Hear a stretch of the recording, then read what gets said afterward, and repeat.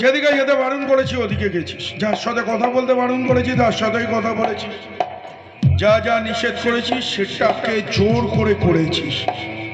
তুই যখন না না না, তাহলে কেটে কুচি কুচি করে ওই নদীতে ভাসিয়ে দিই।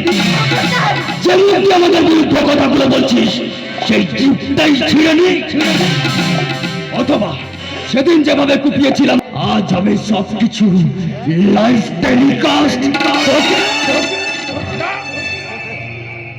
না জগা না, ভুলে গেলি বাঘের গলা।